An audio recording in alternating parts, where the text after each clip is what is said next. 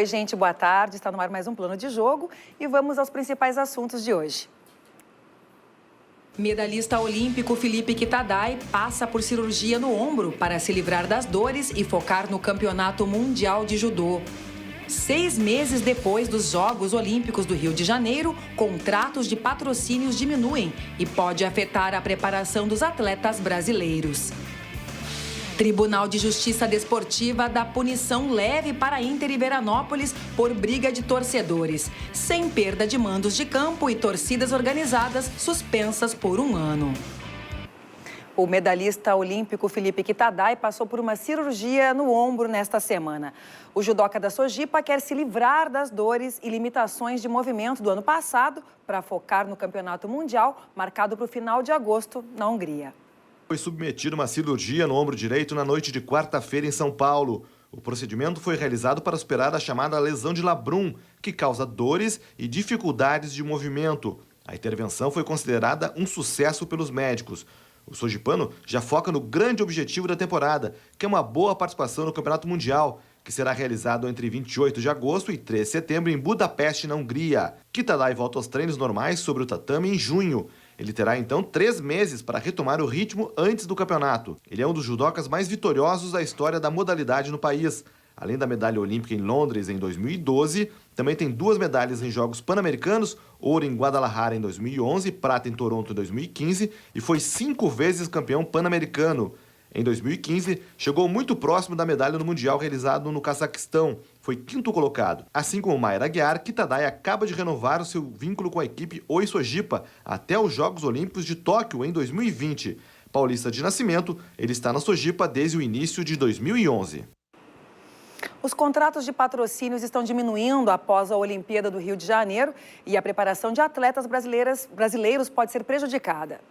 6 meses depois do apagar das chamas da Rio 2016, os contratos entre patrocinadores de material esportivo, banco e telefonia não foram renovados. O objetivo é fechar novos parceiros ainda este ano. A partir do momento que o Rio de Janeiro conquistou o direito de se tornar sede dos Jogos Olímpicos de 2016, todos os contratos comerciais de patrocínios do COB, nos últimos 2 ciclos olímpicos, passaram a ser negociados pelo Comitê Organizador Local dos Jogos Olímpicos Rio 2016. Essa é uma regra do Comitê Olímpico Internacional para todos os países que recebem uma edição olímpica. Com a não renovação entre o COB e as empresas, a principal fonte de recursos passou a ser a Lei PIVA, que destina a porcentagem da arrecadação das loterias da Caixa Econômica Federal ao esporte olímpico e paralímpico do país. A entidade espera arrecadar cerca de 210 milhões de reais em 2017 com base nessa lei.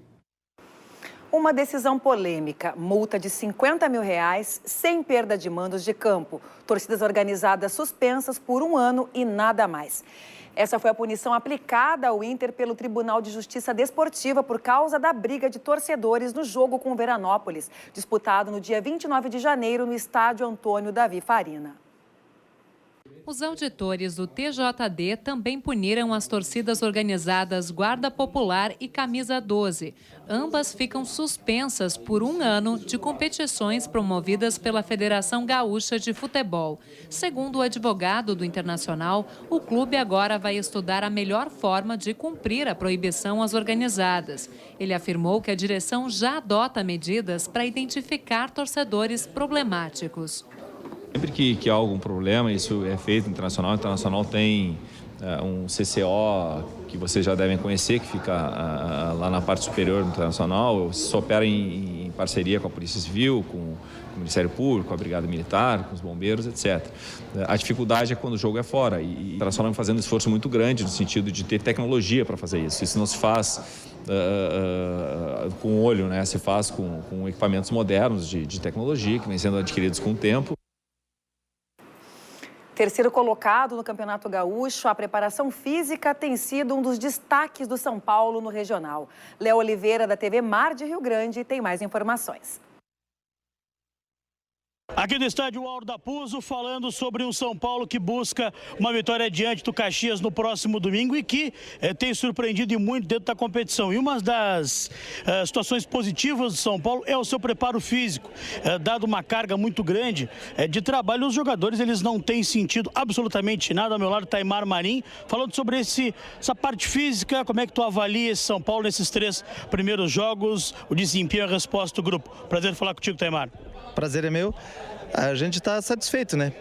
Na verdade, pelo desempenho em campo, se a gente tivesse com 100% de aproveitamento, não teria sido demais, porque o time tem criado, mesmo nos jogos fora, e especialmente no aspecto físico, a gente está muito satisfeito porque é o seguinte: São Paulo é uma das equipes que viaja mais dentro do estado, quase que o dobro das demais, e em 2 jogos teve um jogador a menos na boa parte do segundo tempo e tem tido um desempenho ótimo, tá se saindo bem, a gente está satisfeito assim com a pegada da rapaziada, e isso graças à condição que é oferecida e o sistema de treinamento integrado que toda a comissão técnica se envolve bastante. E o tempo de resposta para o trabalho de vocês pós-jogo?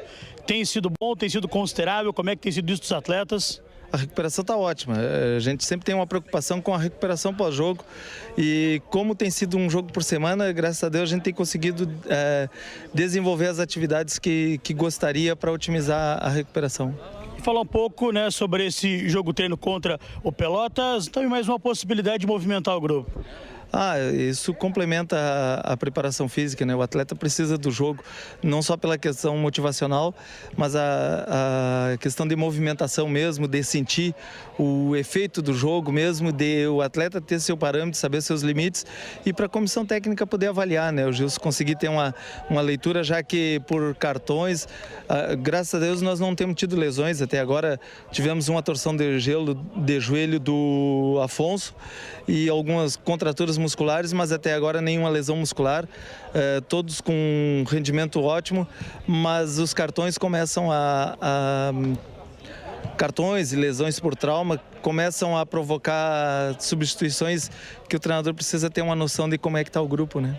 Sobre a campanha, o que dá para falar sobre essa campanha do São Paulo? Começa de forma muito boa, o São Paulo que ainda não perdeu no Campeonato Gaúcho, Taimar. Tá boa, o desafio é manter essa performance, né? O desafio é a gente manter esse pessoal motivado, manter com esse rendimento e com essa pegada até o fim, né? Uma bela campanha do São Paulo de Rio Grande. Mas vamos conferir os jogos desta 4ª rodada do Campeonato Gaúcho, que começa nesta noite em Pelotas. Sexta-feira, a 4ª rodada do Campeonato Gaúcho, com uma partida. Às 9h30 da noite, no estádio Bento Freitas, Brasil de Pelotas e Ipiranga de Erechim se enfrentam. No sábado, não acontece nenhum jogo. Já no domingo, 4 partidas. No Vermelhão da Serra, Passo Fundo e Internacional, às 5 horas da tarde. Já no Centenário, tem Caxias e São Paulo, às 6 horas. No Antônio Davi Faria, em Veranópolis, no mesmo horário, Veranópolis e Cruzeiro. Já na Arena, em Porto Alegre, tem Grêmio e São José, 7h30 da noite. Na segunda-feira, partida isolada, fechando a 4ª rodada. No Vale, Novo Hamburgo e Juventude jogam às 8h15 da noite. Vamos a um rápido intervalo e já voltamos.